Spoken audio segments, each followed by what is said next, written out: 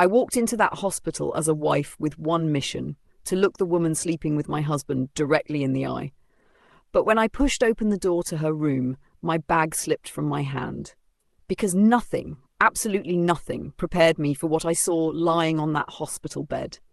The hospital corridor stretched before me like a tunnel with no end.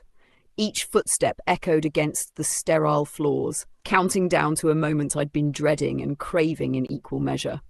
The harsh fluorescent lights buzzed overhead, casting everything in that sickly hospital glow that makes even healthy people look half dead. My leather purse was clutched against my chest like body armor. My knuckles had gone white from gripping the straps so hard that my wedding ring, 28 years on my finger, was cutting into my skin. Room 407. I'd memorized that number like a mantra, like a curse. It had taken me 4 weeks to gather the courage to come here. 4 weeks of sleepless nights staring at the ceiling, 4 weeks of untouched meals and forced smiles, 4 weeks of watching my husband Marcus slip further and further away, one carefully constructed lie at a time. But I was done being the fool, done pretending I didn't see what was right in front of me. The smell of antiseptic burned my nostrils as I stood outside her door. Tanya Mitchell, 32 years old. That's all I knew about the woman who'd been sharing my husband's bed for God knows how long. 32. I was already 35 when I married Marcus, already building what I thought would be our forever. My hand trembled as I reached for the door handle. Through the small rectangular window I could see the edge of a hospital bed, white sheets tucked tight, medical equipment blinking quietly in the corner. I'd rehearsed this moment 1,000 times in my bathroom mirror at home. I would walk in with my head held high, dignity intact. I would look her in the eye and ask one simple question: was destroying my family worth it? I steadied my breathing the way I'd learned during my years as a cardiac care nurse. In through the nose, out through the mouth.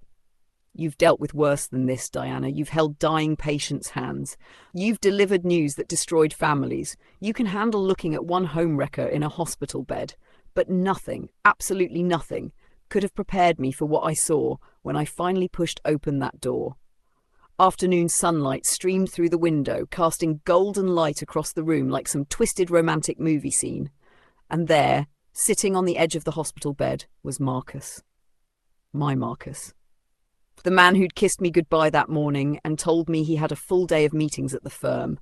He was holding a plastic spoon, carefully feeding soup to the woman lying in the bed. But it wasn't just the feeding that stopped my heart cold. It was the tenderness. The way he dabbed the corner of her mouth with a napkin between spoonfuls. The soft murmur of his voice as he whispered something that made her smile weakly. That same gentle tone he'd used with me when I had my appendectomy 6 years ago. The same careful attention he'd shown me during my recovery from pneumonia, our 2nd year of marriage. And there, catching the afternoon light as he lifted another spoonful to her lips, was the watch. The anniversary watch. The one I'd saved for 4 months to buy him. Working double shifts at the hospital, skipping lunches, putting off buying myself new scrubs just to see his face light up on our 27th anniversary. The inscription on the back read, "Forever and always, your Diana." He was wearing it while he fed another woman soup. Tanya wasn't what I'd expected. She wasn't some glamorous seductress or polished other woman. She looked young, vulnerable, dark hair pulled back in a messy bun, no makeup, hospital gown, wrinkled. She looked like someone's daughter. She looked like someone I would have cared for as a patient without a second thought. And the way Marcus was looking at her, God help me, he was looking at her the way he used to look at me. My purse slipped from my numb fingers. The sound echoed through the room like a gunshot. My wallet, keys, reading glasses, lip balm, everything scattered across the tile floor in a symphony of betrayal. Marcus's head snapped toward the door. The spoon froze halfway to Tanya's mouth. His eyes met mine across that sterile room, and I watched 28 years of marriage die in the space of a single heartbeat. His mouth opened. Closed. Opened again like a fish gasping for air. "Diana, But I was already backing away, my hand fumbling blindly for the door frame. I couldn't breathe. The antiseptic smell was suffocating me. The fluorescent lights were too bright. The sound of my own heartbeat was deafening. This wasn't how it was supposed to go. I was supposed to be in control. I was supposed to confront her, not walk in on him caring for her like she was the most precious thing in his world. I turned and ran. My nursing shoes squeaked against the linoleum as I fled down the endless corridor, past the nurses' station where colleagues might recognize me, past visitors clutching flowers and balloons, past all the normal people living their normal lives, while mine exploded behind me in room 407. I didn't stop until I reached my car in the parking garage. Only then did I let myself fall apart, gripping the steering wheel as sobs tore through my chest like knives. 28 years. 28 years of cooking his favourite meals, supporting his career, raising his children, building his home. 28 years of being the perfect wife, the devoted partner, the woman who sacrificed everything so he could become the successful attorney he'd always dreamed of being. And he was feeding soup to a girl barely older than our daughter. But as I sat there in that dim parking garage, something shifted inside me. The tears stopped. The shaking stopped. And for the first time in months, my mind became crystal clear. I'd come to that hospital to look my husband's mistress in the eye. But what I saw in that room changed everything.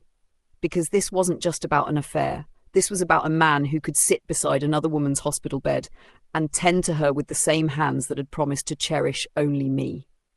This was about betrayal so deep, so complete, that it required more than tears. It required strategy. And lucky for me, I had just learned exactly what I was up against. Let me take you back to the beginning. Because you need to understand what was destroyed in that hospital room. You need to know what 28 years of devotion looks like when it crumbles in a single moment. I met Marcus when I was 33.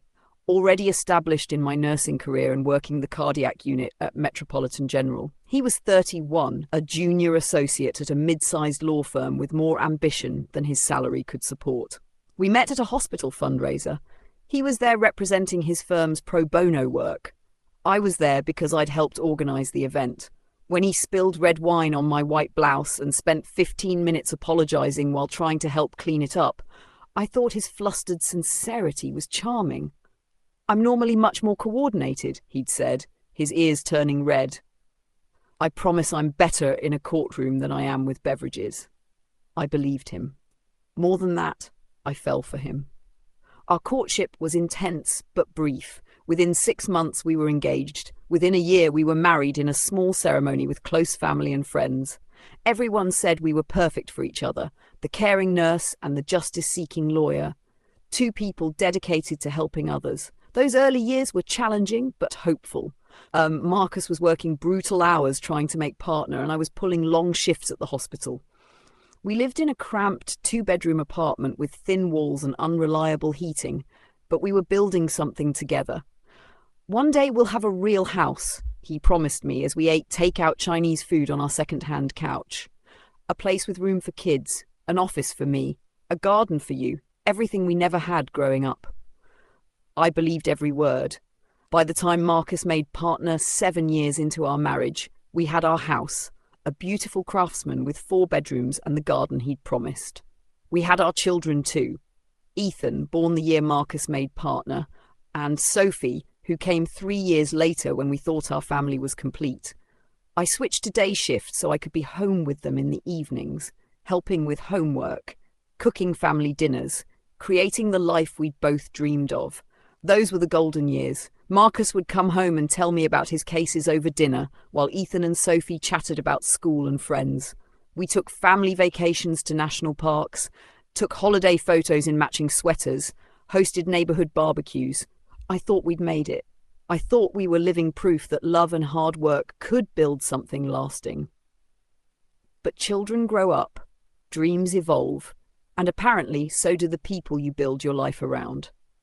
Ethan graduated college 2 years ago and moved to Boston for his consulting job. Sophie finished her architecture degree last spring and took a position in Portland. Suddenly, our 4-bedroom house felt cavernous and silent. The dinner table that once buzzed with conversation now seated 2 people who seemed to have run out of things to say. This is our time now, I told Marcus that first week after Sophie moved out. We can travel, rediscover each other, remember what it was like before kids. But instead of growing closer, we drifted further apart. It started with small things. Marcus began working later, claiming demanding cases needed extra attention. He changed his phone password, something he'd never done in 25 years of marriage. He started going to the gym at odd hours, buying new clothes, wearing cologne I didn't recognize. When I complimented his new look, he brushed it off like my attention embarrassed him. Just trying to stay current, he'd mumble, avoiding my eyes. The late nights became routine. 3 nights a week became 4, then 5. He'd come home after I was in bed, slip under the covers smelling like that unfamiliar cologne, and whisper that he'd grabbed dinner at the office. In the morning, he'd be gone before I woke, leaving only a coffee mug in the sink and a hastily scribbled note about another late day. Our conversations became transactional. The lawn needs mowing. Your mother called. Don't wait up. We moved around each other like polite roommates sharing space. When I tried to address it, he accused me of being clingy. We're not in our 30s anymore, Diana, he said one evening when I suggested a date night. We don't need to be attached at the hip. But I wasn't asking to be attached at the hip. I was asking to feel like his wife instead of his housekeeper. The final warning sign came 5 months ago. I'd surprised him at his office with lunch from his favourite deli, something I used to do regularly when the kids were small. His assistant, Kelly, looked confused when I introduced myself. Mrs. Harrison? But I thought. She caught herself, her face flushing. Oh, you're Marcus's wife, of course. He's on a call right now. Through his office window, I could see him on the phone alone, laughing at something, genuinely delighted, completely absorbed.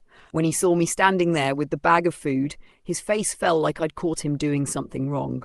Diana, what are you doing here? Not what a nice surprise or thanks for lunch. Just confusion and something that looked almost like annoyance.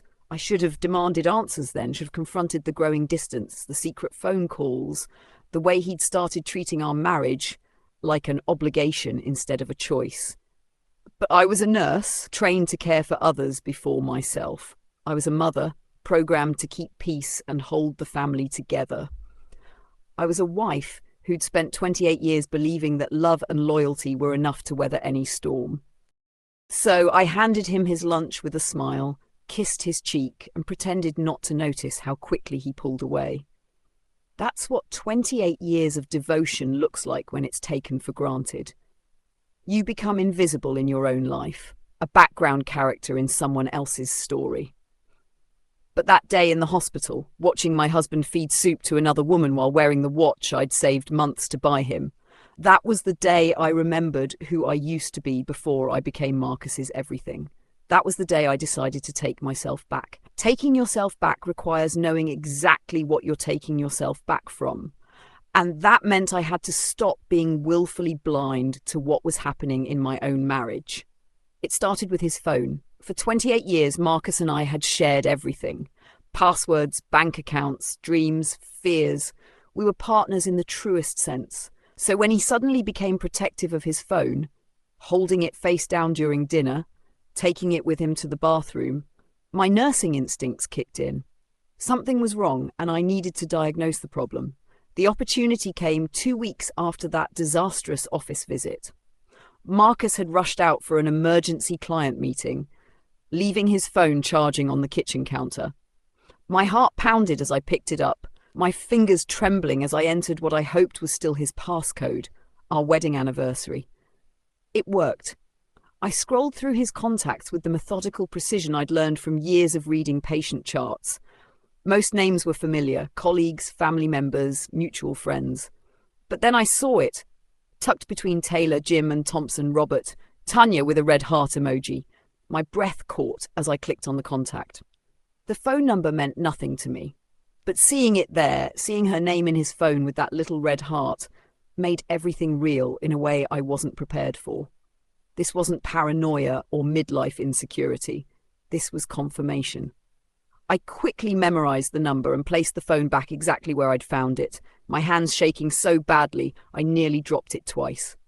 When Marcus returned an hour later, I was folding laundry in the living room, playing the dutiful wife who suspected nothing. "How was your meeting?" I asked without looking up. "Fine, just fine." His voice sounded strained. "Client emergency, you know how it is." But I was beginning to suspect I didn't know how anything was anymore.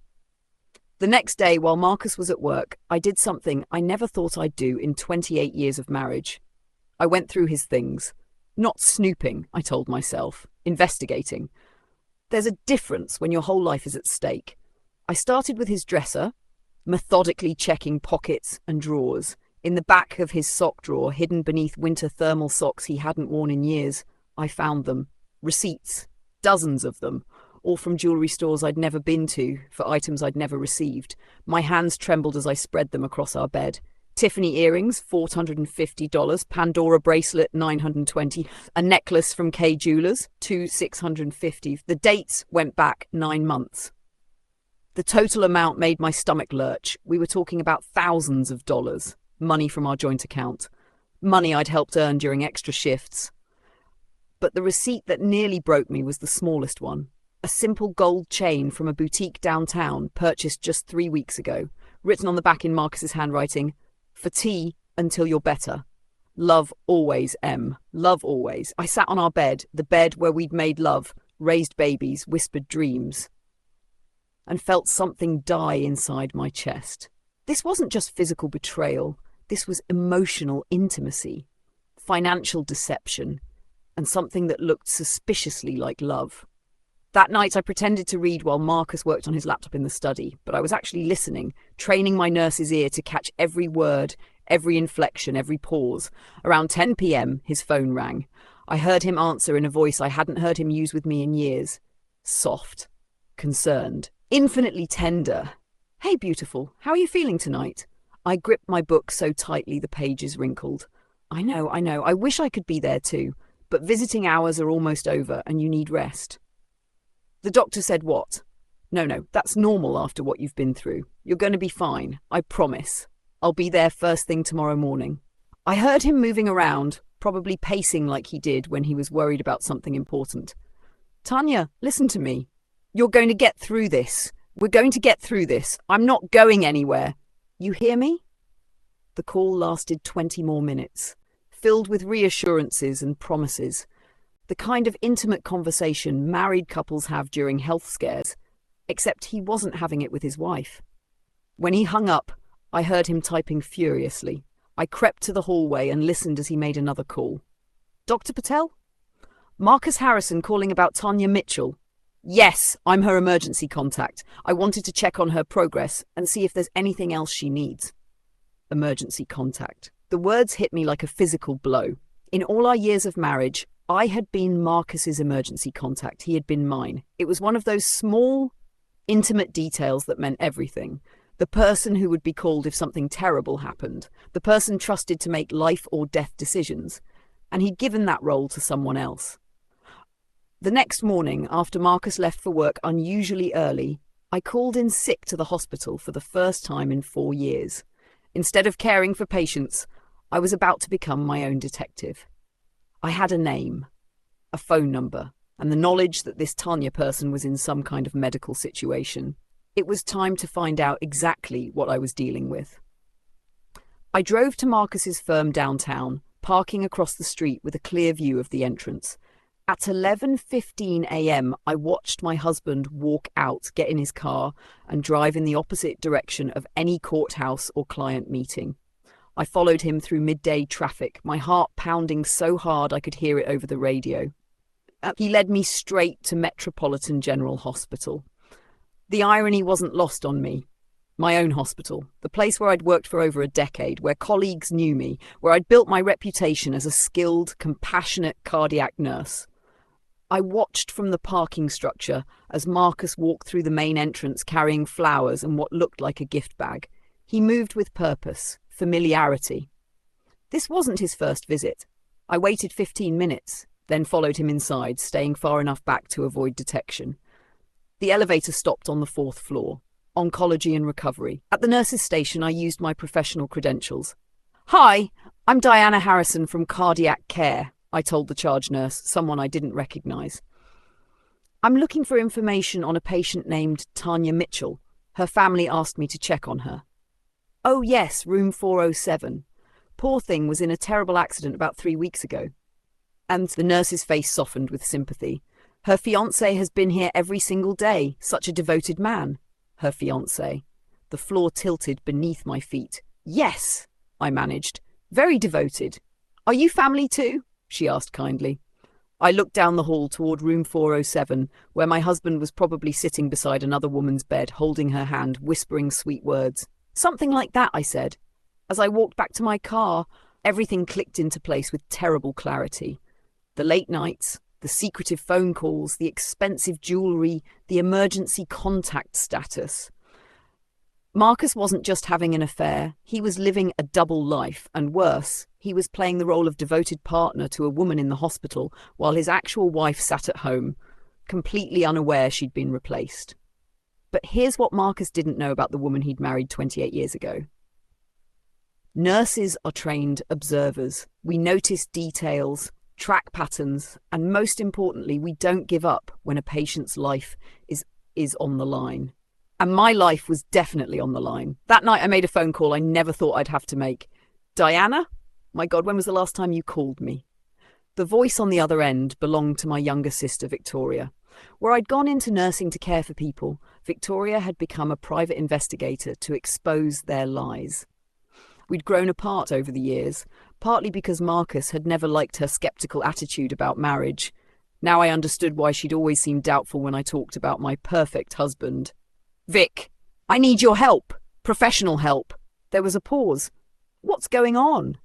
I told her everything. The phone calls, the jewelry receipts, the hospital visits, the emergency contact revelation.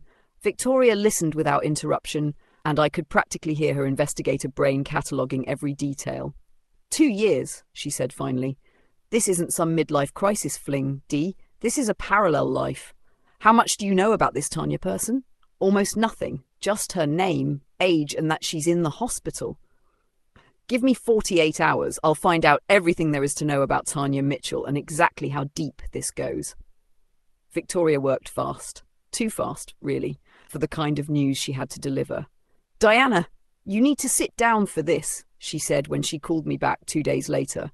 I was already sitting in my car outside the grocery store, afraid to have this conversation where Marcus might come home early. Her full name is Tanya Mitchell, 32 years old, works as a marketing coordinator for a tech startup downtown. Victoria paused. But here's what's going to hurt, sis. I found an apartment lease. My blood turned to ice. What kind of lease? A 2-bedroom apartment on Riverside Drive. Both their names are on it. Marcus Harrison and Tanya Mitchell.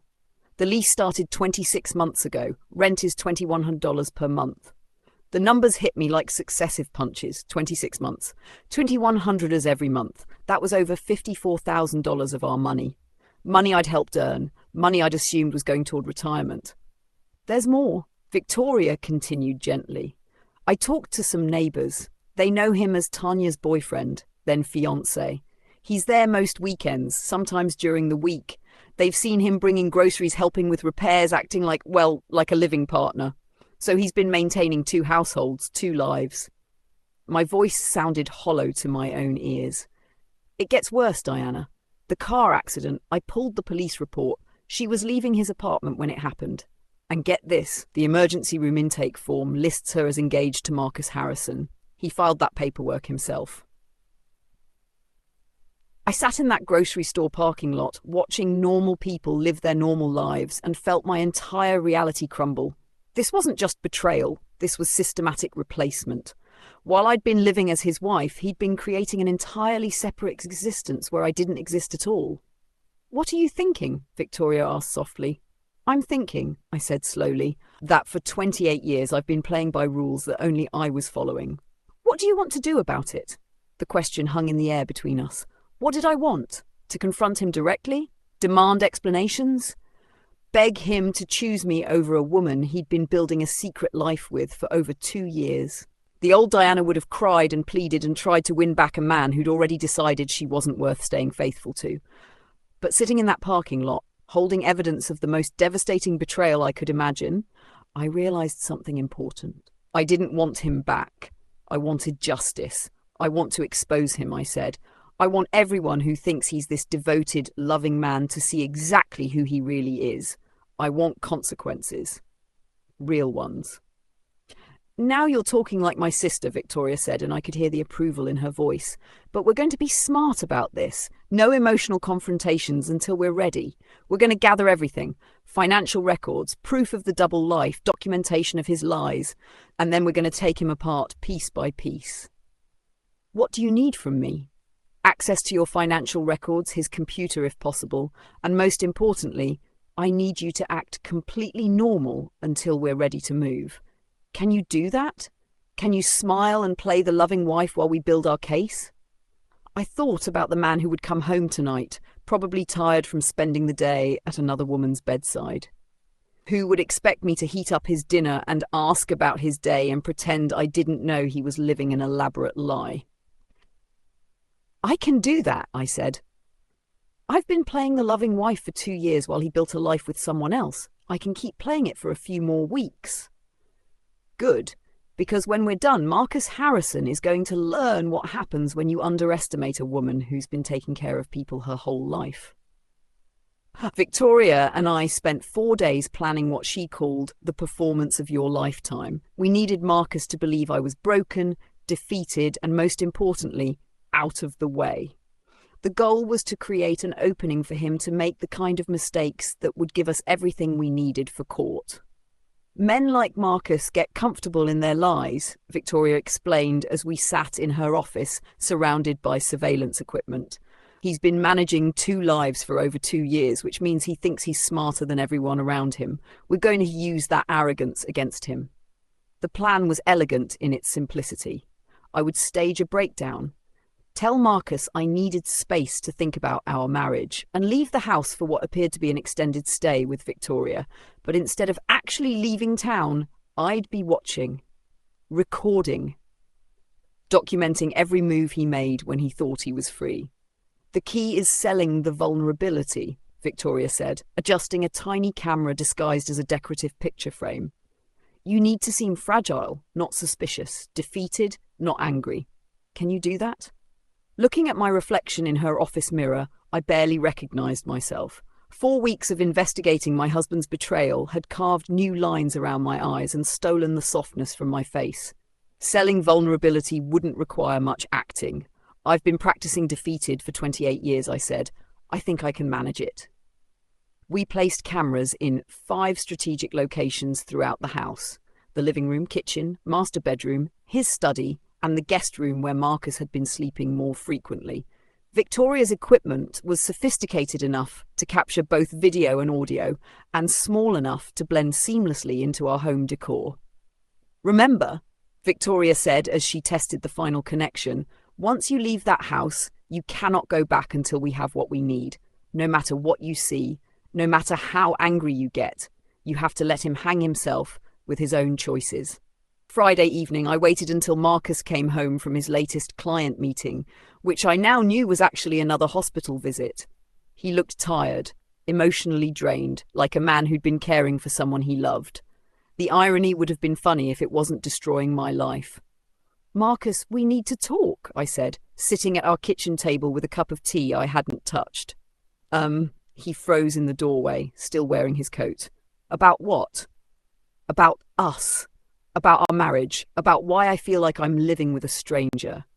I'd rehearsed this speech with Victoria, practicing the exact tone of voice, the precise amount of pain to reveal without seeming suspicious. I needed to sound like a woman questioning herself, not a woman who'd already found all the answers. Diana, what are you talking about? He sat across from me, but his body language was defensive, guarded. You're never here anymore. When you are here, you're somewhere else mentally. We don't talk. We don't connect. I let my voice crack on the last word.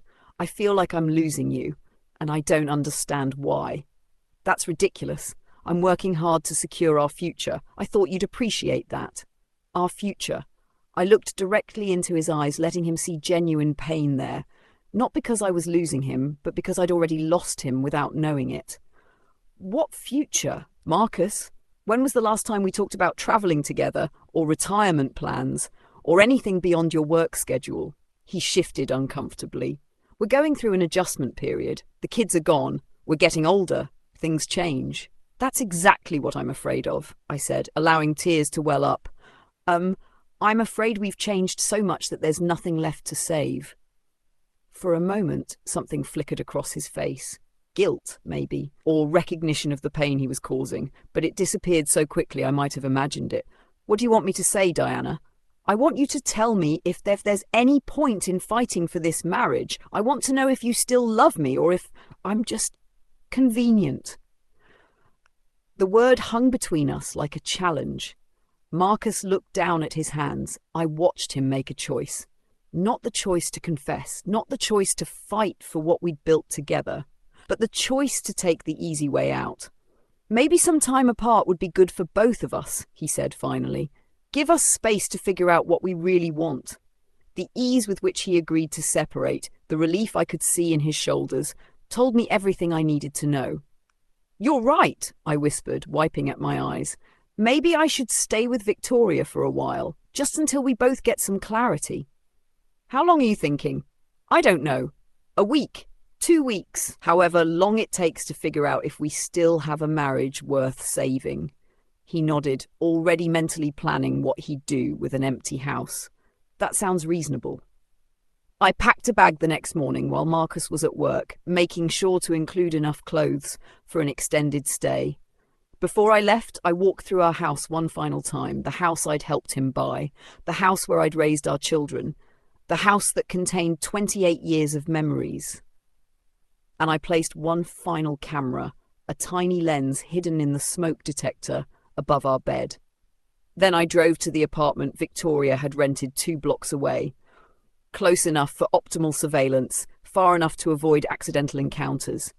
We'd set up a command center in the living room with multiple monitors showing feeds from each camera. Now we wait, Victoria said, settling into the chair next to mine, and we watch your husband show you exactly who he really is. We didn't have to wait long. Sunday afternoon, less than 24 hours after I'd left, I watched Marcus's car pull into our driveway. But he wasn't alone. Through the camera positioned to capture the front entrance, I saw him helping a young woman out of the passenger seat. She moved carefully, like someone still recovering from injury. He supported her with the gentleness of a devoted caregiver. Tanya Mitchell was finally entering our house. Deep breaths, Victoria said, watching my hands clench into fists. Remember, we need him to make mistakes. The bigger, the better. I watched my husband help another woman up the front steps of our home. I watched him unlock the door and guide her inside like she belonged there.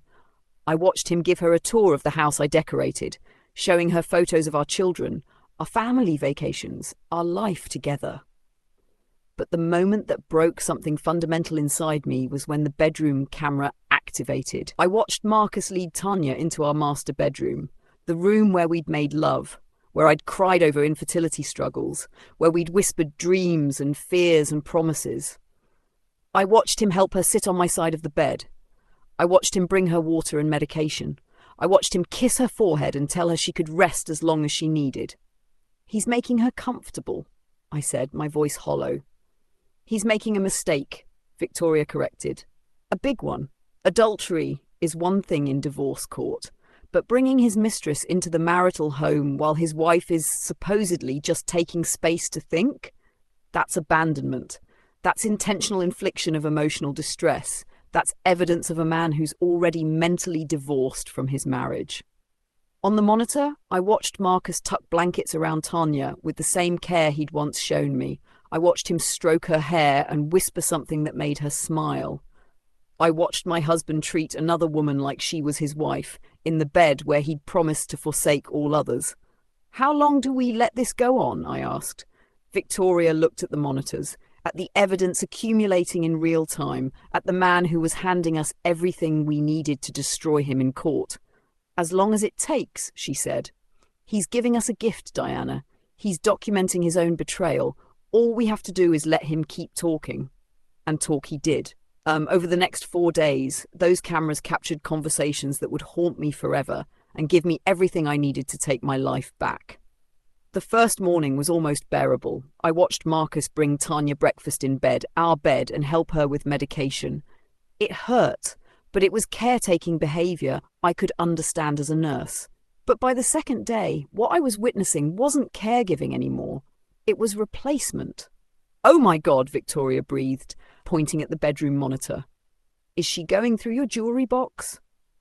I watched in stunned silence as Tanya sat my vanity, the antique dressing table Marcus had restored for our 15th anniversary, systematically trying on my jewellery.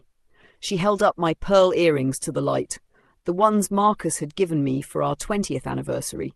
She fastened my grandmother's sapphire bracelet around her wrist, admiring how it looked against her skin.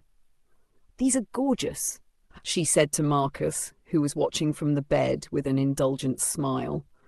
"Just some old things that were left here," he said casually. "The previous owner had questionable taste, but a few pieces are worth keeping." Previous owner. The words hit me like a physical blow. I wasn't his estranged wife taking time to think. I wasn't even his ex-wife. In Marcus's narrative, I was just some previous owner who'd left behind unwanted belongings. "Well, I love this bracelet," Tanya said, still admiring my grandmother's jewellery in the mirror. "It goes perfectly with my skin tone."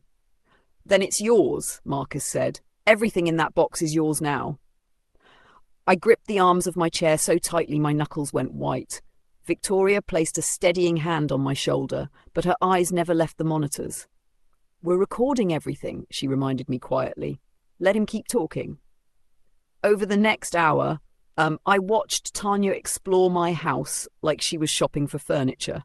She moved through our living room, rearranging throw pillows and commenting on which pieces she liked and which needed to go.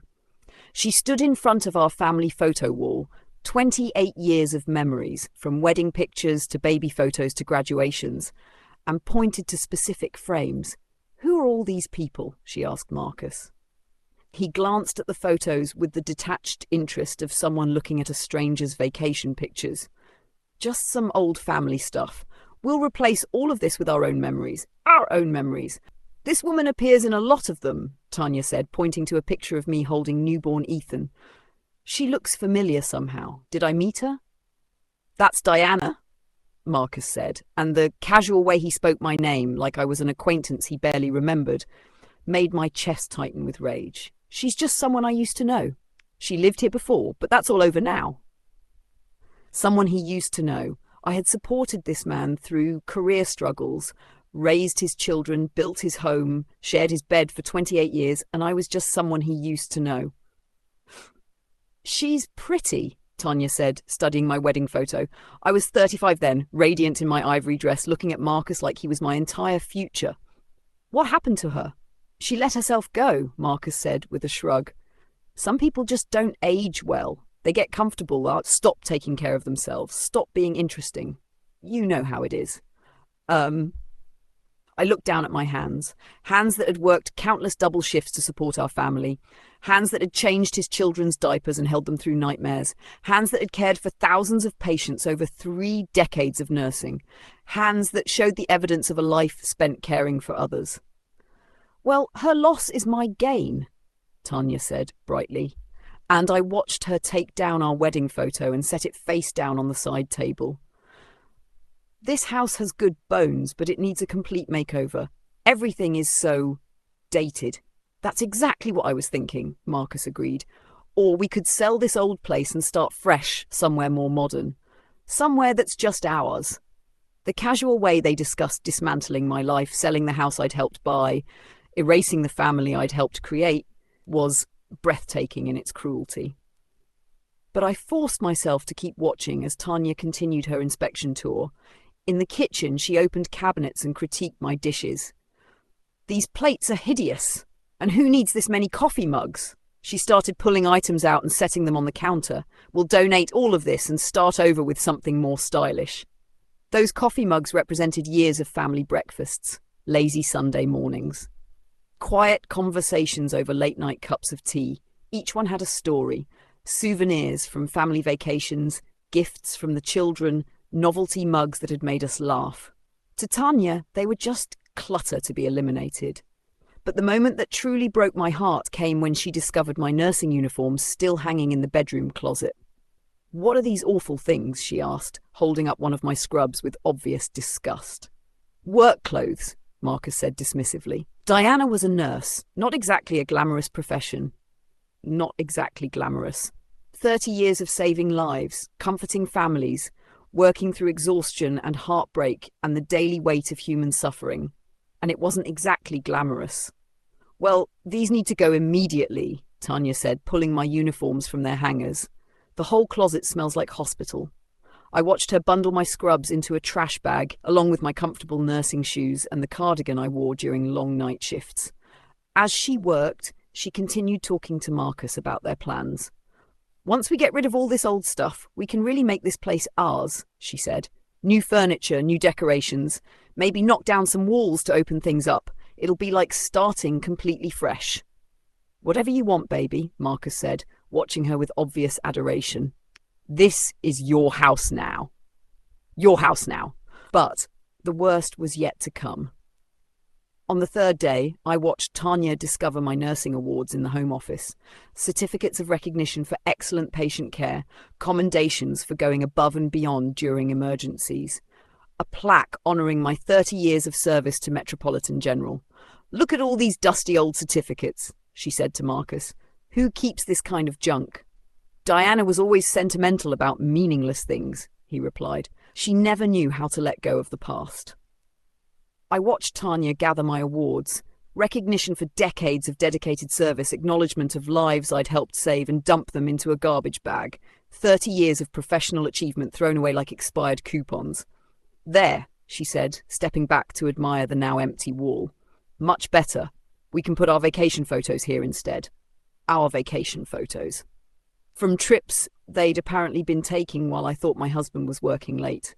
"You know what?" Tanya continued, warming to her redecorating theme. "We should take down all these family pictures too. I don't want to look at some other woman's life every day." "Good point," Marcus agreed. "Let's box up all the old photos, maybe donate them or something." I watched my husband help another woman erase every trace of our life together. Wedding photos, baby pictures, family vacations, holiday celebrations. 28 years of memories packed away like unwanted belongings at a garage sale. "This is so exciting," Tanya said, surveying the bare walls. "It's like we're creating our own little world here."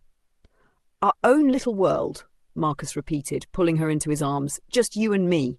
No baggage from the past. No baggage from the past." That's what I was to him now. Not his wife. Not the mother of his children. Not his partner of nearly 3 decades. Just baggage from the past to be disposed of as efficiently as my nursing awards and family photos. "I can't watch any more of this," I said, standing up from the monitoring station. "Yes, you can," Victoria said firmly, "because in 4 days we've recorded enough evidence to take him for everything he's worth. Adultery, abandonment, intentional infliction of emotional distress, and financial fraud. He's handed us a divorce case that will make legal history." She was right.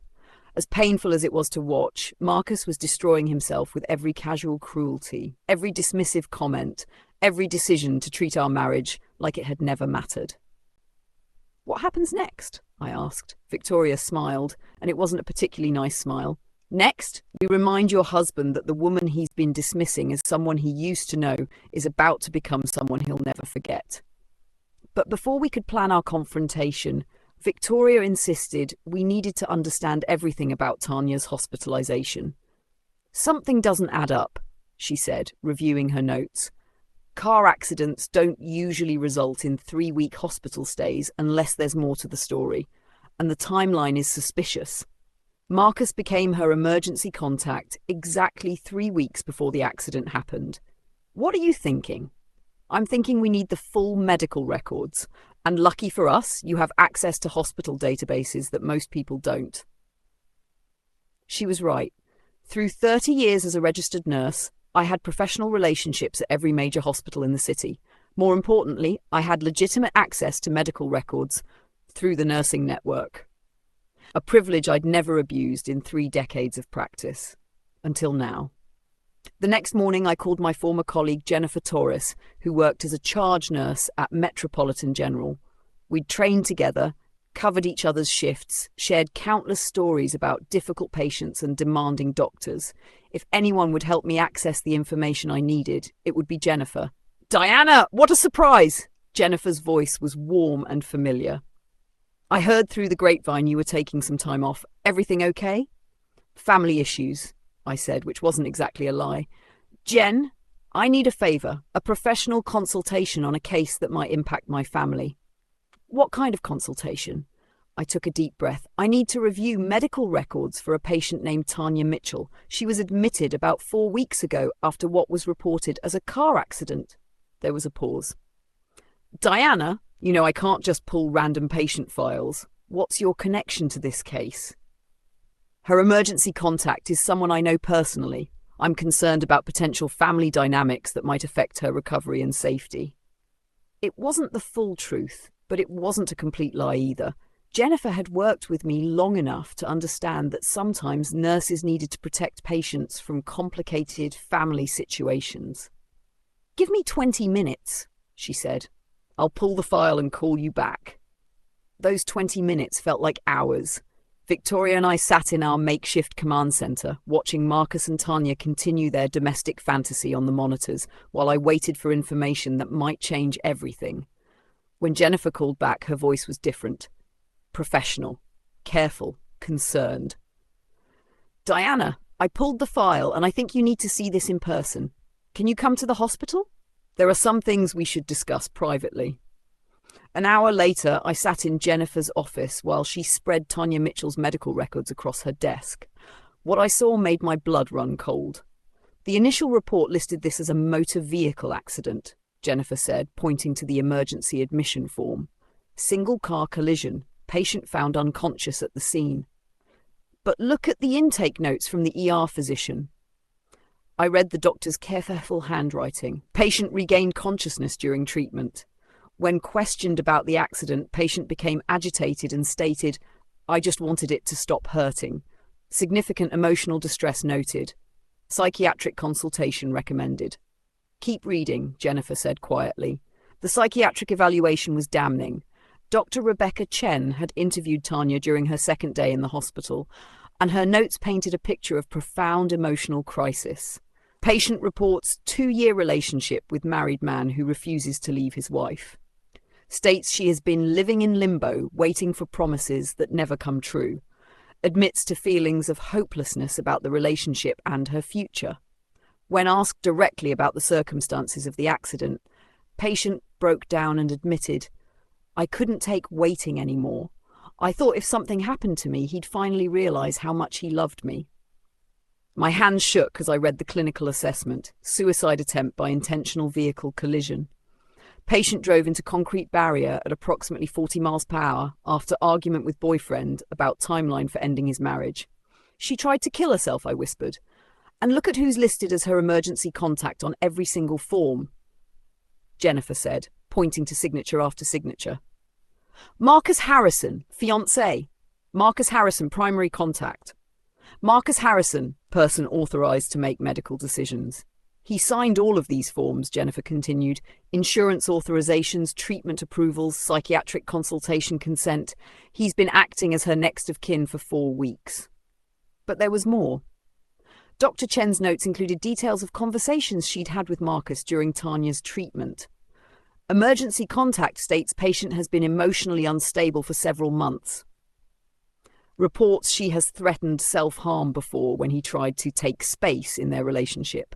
Contact appears genuinely concerned about patient's mental health, but mentions his own wife is also going through emotional difficulties and may need psychiatric evaluation. Contact suggests patient would benefit from extended inpatient mental health treatment. Extended inpatient treatment. My breath caught in my throat.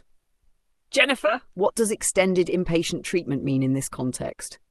"For a suicide attempt with ongoing emotional instability, we're talking about a potential 72-hour psychiatric hold, possibly longer if the patient is deemed a danger to herself or others." I stared at the records, pieces of a horrific puzzle clicking into place. He's been positioning both of us as mentally unstable. What do you mean? He told the psychiatric team that his wife, me, is going through emotional difficulties and might need evaluation. He's setting up a narrative where both women in his life are psychologically unstable. Jennifer's face paled as she understood the implications. Diana, if he's planning to have you declared mentally incompetent, he could control everything. The house, the savings, the divorce proceedings. He could claim I'm too unstable to make rational decisions about the marriage. My phone buzzed with a text from Victoria. Got the financial records. You need to see this immediately.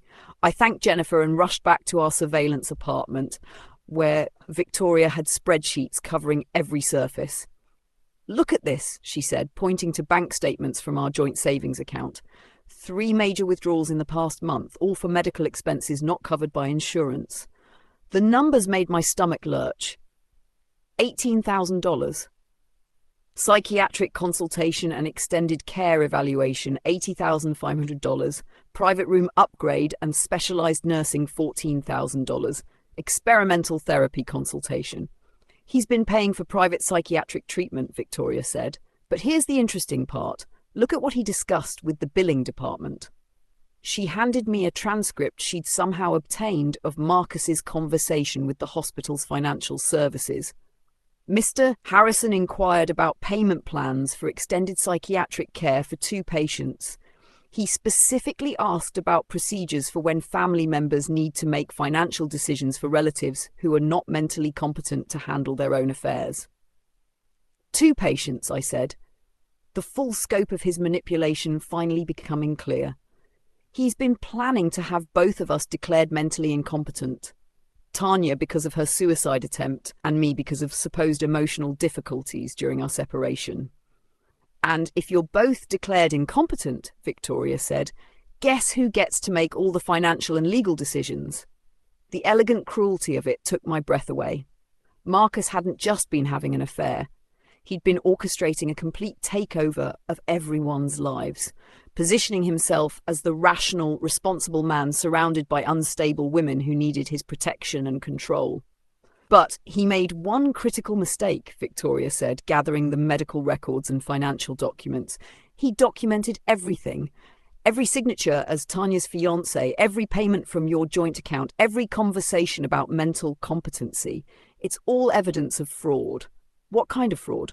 Financial fraud, insurance fraud, and potentially conspiracy to commit guardianship fraud. He's been using your money to pay for another woman's medical care while simultaneously building a case to have you declared incompetent.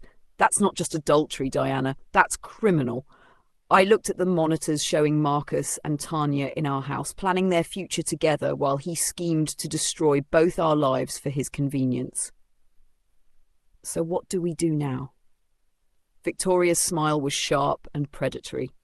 Now we turn his own plan against him. He wants to play the game of mental competency? Let's show him what a truly strategic mind looks like when it's fighting for survival.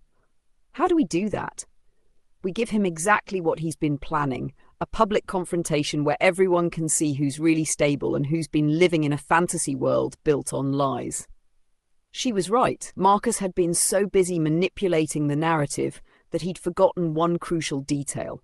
The woman he was trying to destroy had 30 years of experience keeping people alive under pressure, and I was about to show him exactly what that experience looked like when the stakes were my own life. The plan Victoria and I devised was elegant in its simplicity. Give Marcus exactly what he wanted, a public forum to play the concerned husband dealing with an unstable wife, and then systematically destroy that narrative in front of everyone who mattered to him. We need witnesses, Victoria explained as we planned every detail. Not just family, but colleagues, friends, people whose opinions he values. When we expose him, it needs to be complete and irreversible. I called Marcus on Thursday evening, putting on the voice of a broken woman ready to surrender. Marcus, I've been thinking about what you said, about needing space to figure out what we want. And? His voice was cautious but hopeful. I think you're right. I think I've been holding on to something that's already over. I let my voice crack with manufactured emotion. But before we make any final decisions, I'd like to have one last family dinner. Something to honour what we built together, even if we can't save it. There was a long pause. What kind of dinner? Nothing big. Just your parents, my sister, maybe Ethan and Sophie if they can fly in. A chance to tell everyone together what's happening with our marriage. I think we owe them that much. I could practically hear him calculating the optics. A gracious, mature ending to their marriage, with Marcus playing the role of the patient husband who tried everything to save a relationship with an increasingly unstable woman. That sounds reasonable, he said finally. When? Saturday evening. I can cook one last time, like the old days. All right, Saturday it is. What Marcus didn't know was that I'd already been planning this dinner for 3 days. The guest list included not just family, but also his law partner, David Chen, our neighbours, the Hendersons, my nursing supervisor, Janet, and several other people whose respect Marcus valued. Victoria had contacted each of them personally, explaining that Diana and Marcus had an important announcement to make about their marriage. More importantly, Victoria had arranged for her associate, attorney Rebecca Foster, to attend as a family friend, who just had to have Diana's best interests at heart. Saturday afternoon, I returned to our house for the first time since I'd left. Marcus and Tanya had clearly been busy. Many of my personal items were missing. Furniture had been rearranged, and the family photos had been replaced with empty frames waiting for new memories. Diana? Marcus said when I walked into the kitchen, his voice carefully modulated to sound concerned rather than annoyed. You look tired. I've been doing a lot of thinking, I replied, setting grocery bags on the counter that had once been mine and was now apparently Tanya's. About us, about our future, about what's best for everyone. And what have you decided? I've decided that you're right. Some things can't be saved once they're broken. I began unpacking ingredients for his favourite meal, herb-crusted salmon with roasted vegetables and garlic mashed potatoes, the dinner I'd made for every special occasion during our marriage. But I want our families to understand why. He relaxed visibly, probably assuming I was preparing to take full responsibility for our marriage's failure. The guests began arriving at 6 p.m. Marcus played the perfect host, greeting everyone with warmth and just the right amount of subdued sadness. He was staging his own performance, positioning himself as the devoted husband, dealing gracefully with a difficult situation. "Where is Diana?"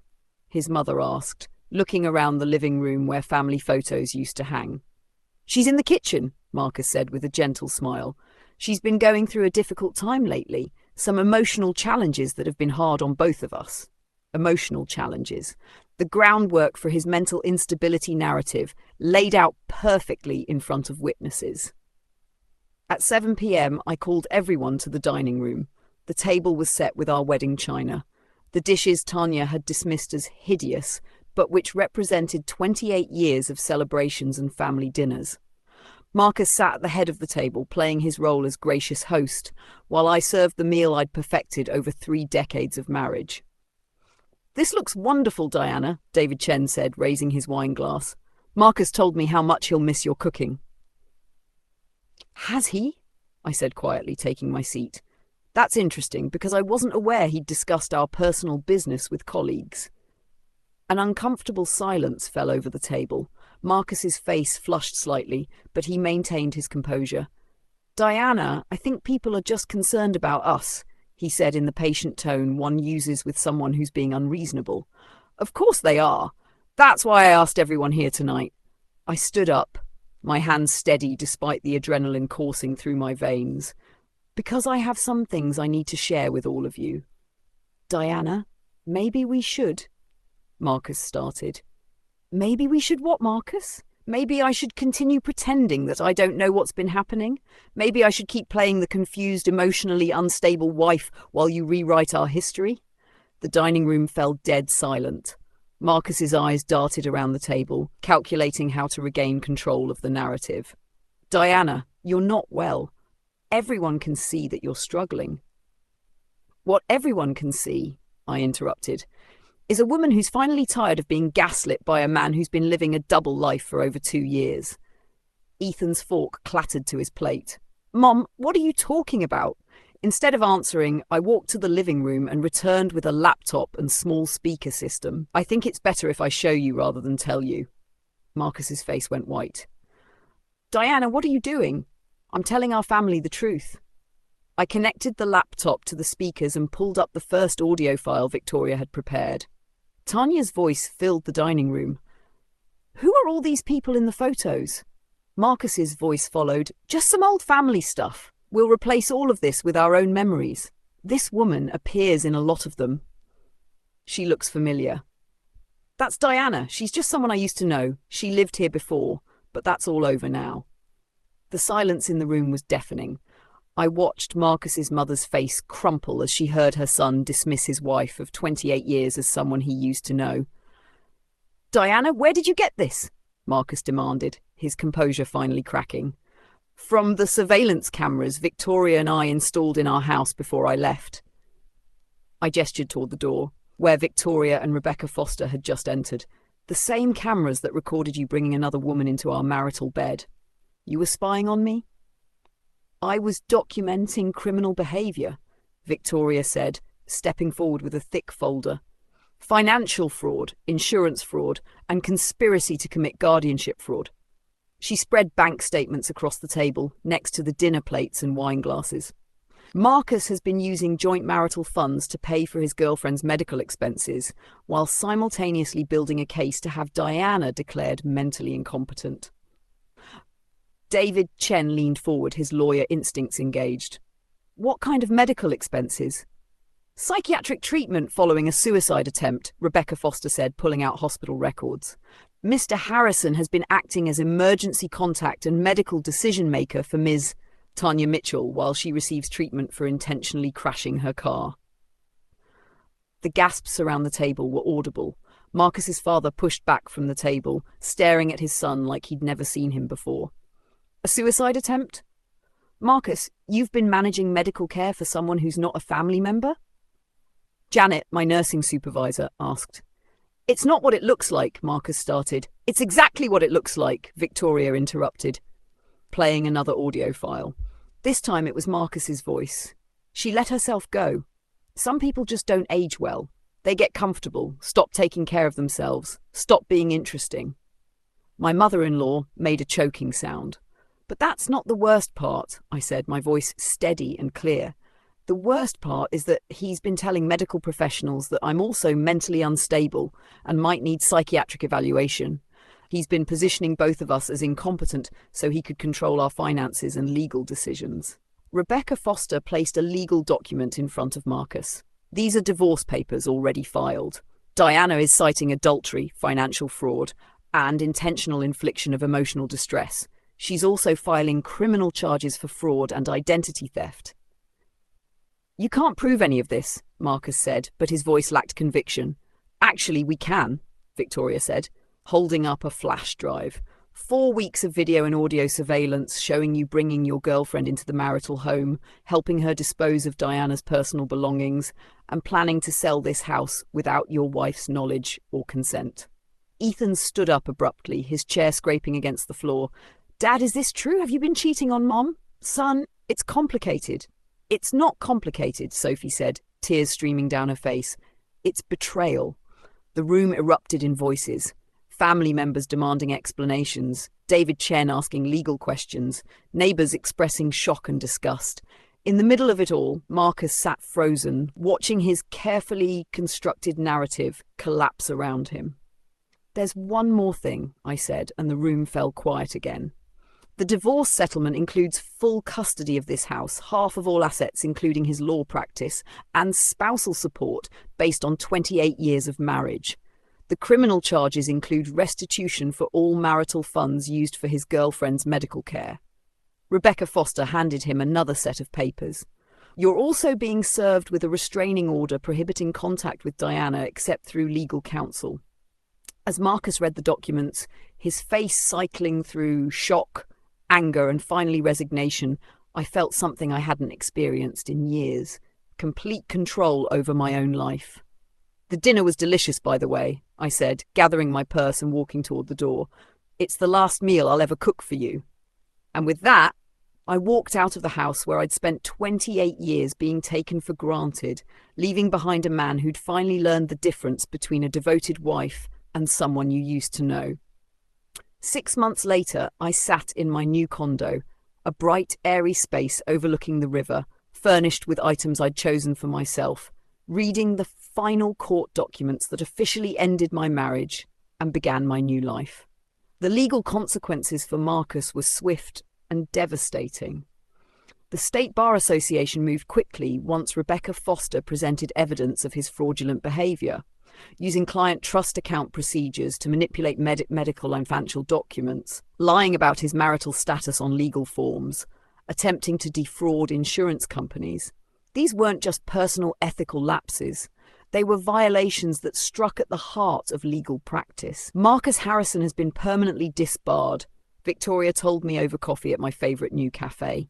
His law licence is gone, his partnership dissolved, and he owes you $215,000 in restitution for marital funds used fraudulently. The money wasn't what mattered most, though it certainly helped with starting over at 53. What mattered was that his ability to manipulate legal systems, the tool he'd used to try to control both Tanya and me, had been permanently taken away. "What happened to the house?" I asked.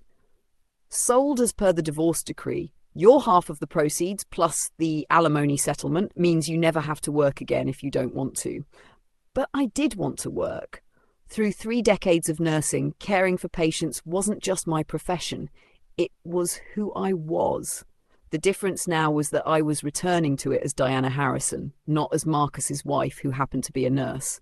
"I start back at Metropolitan General next week," I told Victoria. "Same hospital where I met him, but this time I'm there for me." The emotional closure had taken longer than the legal resolution. For months after the divorce, I'd wake up expecting to hear Marcus's voice in the kitchen or his car in the driveway. 28 years of shared routine doesn't disappear overnight, even when the person you shared it with turns out to be a stranger. But gradually, I began to understand the difference between a marriage certificate and true partnership. A marriage certificate is just a legal document. It can be signed by people who lie, who manipulate, who take vows they never intend to keep. True partnership requires daily choice, mutual respect, and the kind of honesty that builds trust instead of destroying it. A man who can lie to his wife for years can lie to anyone about anything.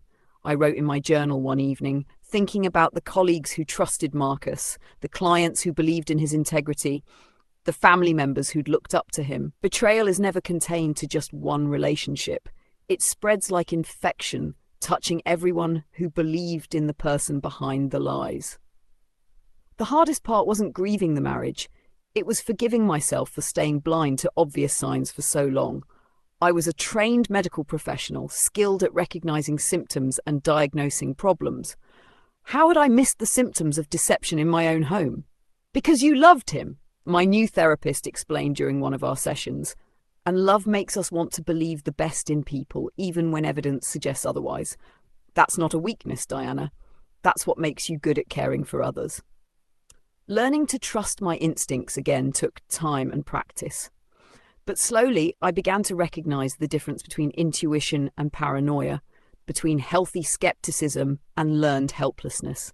As for Tanya, I chose to see her as another victim rather than the villain in my story. Through mutual acquaintances at the hospital, I learned she'd entered intensive therapy to address the emotional instability that had led to her suicide attempt.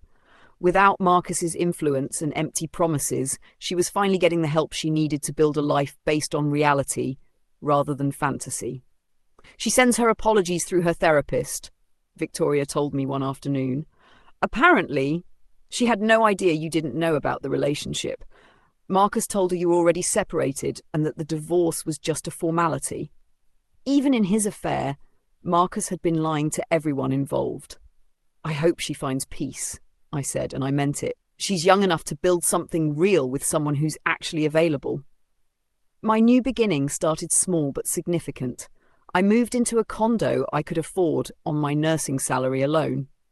I bought furniture that reflected my taste, not compromises between his preferences and mine. I joined a book club, took a pottery class, and started hiking on weekends with a group of women who became friends rather than obligations. Most importantly, I learned to live for myself instead of living as half of a couple that had never been as united as I'd believed. The nursing director position opened up at Metropolitan General 9 months after my divorce was finalised. For the first time in my career, I applied for a promotion based solely on my qualifications, not on what would be convenient for my husband's schedule. "The job is yours," Janet told me during the interview. "You've earned it, Diana." Standing in the same hospital where I'd met Marcus 29 years earlier, wearing scrubs that no one would throw away as awful, I felt something I hadn't experienced in years: pride in my own accomplishments. That evening, I called Ethan and Sophie to share the news about my promotion. Both of my children had struggled with their father's betrayal, questioning everything they'd believed about love, marriage, and family stability. "Mom, I'm so proud of you," Ethan said, "not just for getting the promotion, but for how you handled everything. You could have fallen apart, but instead you fought back."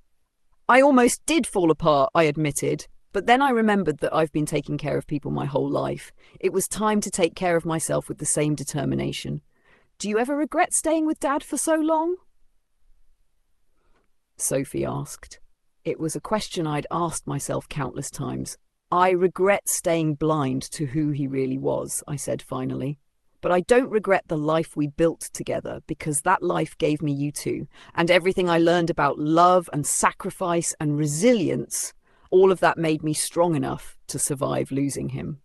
As I sit here now, 18 months after that devastating day in the hospital room, I want to leave you with this. If you're watching this story and your gut is telling you something's wrong in your relationship, trust that feeling. Don't make excuses for behavior that doesn't align with promises made. Don't sacrifice your peace of mind for someone else's convenience. 28 years taught me that love without respect isn't love at all. Real love doesn't require you to become smaller, quieter, or more convenient. Real love doesn't ask you to ignore your instincts or doubt your worth. And real love never, ever treats you like someone they used to know. Did you like my story? What city are you listening from? Let's meet in the comments. Give us a like if you enjoyed this story. Thank you so much for your support. I'm looking forward to your comments. Don't forget to subscribe. It encourages me to keep bringing more stories like this. See you in the next life story.